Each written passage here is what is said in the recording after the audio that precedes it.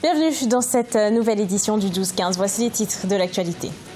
Sortie médiatique de Candide Azanaï, l'ancien ministre de la Défense de Patrice Talon était face à la presse ce mardi 7 mai. Il conteste les résultats des élections législatives de 2019 et appelle à une désobéissance civile. Au Mozambique, les autorités vont mobiliser 200 millions de dollars pour moderniser l'ensemble du réseau ferroviaire du pays au cours des 3 prochaines années. Objectif, restructurer l'économie du pays. Et puis, nouvelle découverte archéologique en Égypte. Il s'agit d'un ensemble funéraire constitué de sépultures en calcaire. Parmi les tombes en bois colorées et les statues de calcaire, 2 grands prêtres de l'ancien empire ont été identifiés. Mais tout d'abord, nouvelle crise en Mauritanie au sein de la CENI. Le pays est dans une nouvelle passe à moins de 3 semaines du début de la campagne en vue de la présidentielle du 22 juin 2019. L'opposition a 3 sièges à remplir au sein du comité des sages de la CENI, un comité qui comprend 11 membres. Sur les 3 noms proposés par l'opposition, le ministre de l'Intérieur en a refusé un. Il s'agit d'Ahmedou Ouédia. Le gouvernement propose à l'opposition de choisir une femme à la place d'Ahmedou Ouédia et ce dans un souci d'équilibre des genres. Mais pour l'opposition, il s'agit juste d'un prétexte.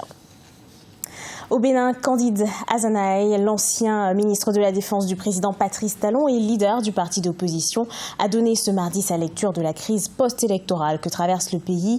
Il a notamment appelé à une désobéissance civile pacifique.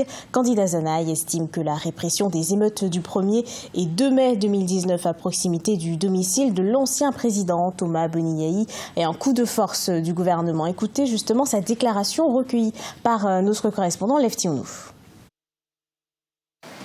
Nous avons raison de résister, je vous ai dit l'objet de la résistance et son objectif.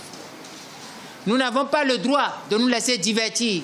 Nous devons travailler à déconnecter la résistance du conflit entre Yahi Boni et Talon. C'est Talon qui a provoqué Yahi Boni. Yahi Boni a le droit de se défendre et toute la résistance a le droit d'aller défendre Yahi Boni, de lui marquer solidarité. L'objet et l'objectif de la résistance tient à quoi? Protéger la démocratie, l'état de droit, le pluralisme politique, les acquis de la conférence, faire échec à la confiscation du pouvoir législatif, rétablir la démocratie. À cet objet initial s'est ajouté un second objet tiré de la tuerie. À partir du moment où le pouvoir a retourné les armes pour massacrer les populations, nous ajoutons à l'objet de la résistance la démission de Patrice Talon. Parce que l'homme qui a le sang sur la main, le sang des Béninois sur la main, ne peut pas continuer à diriger les Béninois. Voilà l'objet. L'objet principal est là. Chaque fois qu'il y aura des objets incidents, des provocations, la résistance va intégrer ces préoccupations, ces provocations dans sa lutte. Deuil national au Niger ce mardi 7 mai. Le pays a décrété un deuil national de 3 jours après la mort de 60 personnes dans l'explosion d'un camion-citerne dans la nuit de dimanche à lundi. L'accident a fait une 40aine de blessés près de Niamey selon le gouvernement. Le bilan pourrait encore s'alourdir car d'autres personnes brûlées au 3e degré ont peu de chances de survivre selon les autorités. D'après les premiers témoignages, l'explosion serait due à un motocycliste qui a redémarré à proximité du camion. Le Mozambique est en phase de reconstruction économique après les ravages causés par le cyclone Idai en mars 2019. L'une des premières actions concerne le décaissement de 200 millions de dollars pour la rénovation d'une ligne ferroviaire reliant le pays au Zimbabwe. Marcel Farba-Maroun. Le Mozambique veut investir 200 millions de dollars pour réhabiliter la ligne ferroviaire de Machipanda reliant le port de Beira au Zimbabwe après les ravages causés par le cyclone Idai le 15 mars 2019 et ont détruit à 90% la ville de Beira selon la Croix-Rouge. L'investissement devrait être réalisé par la compagnie mozambicaine des ports et chemins de fer qui en 2018 avait déjà annoncé une enveloppe de 200 millions de dollars afin de moderniser l'ensemble du réseau ferroviaire du pays au cours des 3 prochaines années.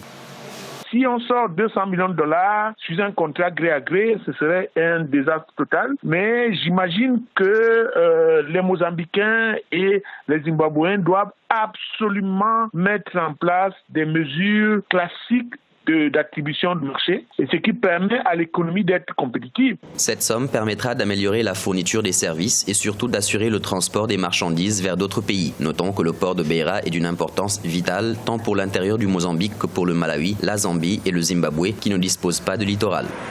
La priorité d'abord, c'est la compétitivité du port, parce que c'est un port de désenclavement, mais un port de désenclavement doit absolument être compétitif en matière d'organisation, en matière de réduction des délais de transit des marchandises, pour éviter que les pays qui peuvent l'utiliser aillent vers d'autres ports qui sont concurrentiels. Outre le chemin de fer, le port de Beira est relié au Zimbabwe par une route et un oléoduc. On y exporte du sucre, du tabac, du maïs, du coton, du minerai de cuivre et de plomb et du charbon. L'activité du port est la principale ressource économique de la ville de Beira. En République démocratique du Congo, la fondation Ouidal a été lancée ce dimanche 5 mai à Kinshasa par le jeune sénateur Guy Owando, une fondation pour le développement de la province de Choapa. Des partenariats sont signés avec plusieurs institutions, notamment l'Institut national pour la préparation professionnelle. Regardez ce reportage de notre correspondant Jacques Amboka. Élu sénateur pour les comptes de la province de la Choapa, Guy Owando, administrateur de plusieurs sociétés mais aussi avocat de carrière, a lancé ce dimanche 5 mai 2019 sa fondation. Dénommée Fondation Ouidal, elle vise le développement intégral de la population congolaise. Dans cette vision, la province de la Choapa dont il est originaire est le point de départ de cette initiative. Nous avons lancé notre action à travers une fondation qui est une organisation non gouvernementale de développement. Ça veut dire que nous allons attaquer d'abord l'aspect développement de la Choapa par nous-mêmes, par nos partenaires, pour redorer ou donner plus ou moins un espoir à la population de la Choapa. Notre objectif, c'est de s'attaquer d'abord à l'aspect développement de la province de la Choapa dans toute sa globalité. L'engouement constaté à la sortie officielle de la Fondation Ouidal témoigne de l'adhésion non seulement de la population, mais aussi des notables et autorités à cette initiative. C'est une bonne initiative qu'il faut encourager. C'est un exemple à prendre comment chacun peut créer une dynamique dans sa province pour susciter le développement de la population. Je lance aussi un appel pathétique à tous les autres fils et filles de la Choapa de suivre les pas de l'honorable Guy Owando. La Fondation Ouidal a signé des contrats de partenariat avec plusieurs organisations pour la concrétisation de ses objectifs. Avec l'Institut national de préparation professionnelle, il sera question d'orienter et d'encadrer les Congolais qui adhèrent à la vision afin d'apprendre les métiers. La Raobank, l'une des banques mieux assises dans le pays, va aussi accompagner la Fondation Ouidal dans la poursuite de ses objectifs. Tous ensemble pour l'épanouissement de tous, telle est la vision de la Fondation Ouidal. Des trésors archéologiques découverts au pied des pyramides de Gizeh en Égypte. Ils ont été découverts le 4 mai. Il s'agit d'un cimetière de l'ancien empire égyptien datant d'il y a près de 4500 ans. Plusieurs tombes en bois coloré et des statues de calcaire ont été dévoilées. Gladys Mwamba. Nouvelle découverte archéologique en Égypte. La découverte d'un cimetière près des grandes pyramides de Gizeh a été dévoilée le 4 mai 2019. Un ensemble funéraire constitué de sépulcres en calcaire datant de la 5e dynastie, plus précisément issu de la période située entre 2494 et 2345 avant Jésus-Christ. Deux grands prêtres de l'Ancien Empire ont été identifiés, Benwika et Nui. Découvrir une tombe de l'Ancien Empire au sein de la 26e dynastie est très important. Cela nous parle des personnes qui ont maintenu le culte du roi. Les tombes des ouvriers sont complètement différentes. Les tombeaux des ouvriers sont très importants. Ils prouvent au monde entier qu'ils ont construit les pyramides, qu'ils étaient égyptiens et qu'ils n'étaient pas des esclaves. Rien qu'au cours du premier semestre 2019, l'Égypte a annoncé une série de découvertes antiques, notamment une tombe de 3500 ans et une momie dans un cercueil non ouvert, datant d'au moins 1069 avant Jésus-Christ, sur 2 sites de la ville de Luxor, dans le sud du pays.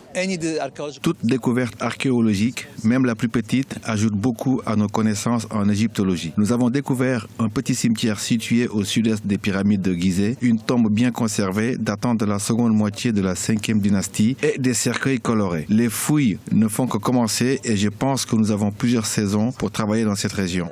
Les autorités autorités égyptiennes espèrent que ces découvertes contribueront à dynamiser l'industrie touristique qui a représenté près de 12% du produit intérieur brut en 2018 et qui génère environ 2,48 millions d'emplois. Ces dernières trouvailles feront très certainement partie des œuvres à découvrir dans le grand musée égyptien dont l'ouverture est prévue en 2021. Ce journal a été préparé par l'ensemble de la rédaction. Merci à vous de l'avoir suivi. Retrouvez dans un instant une nouvelle édition d'Actualité sur Africa 24.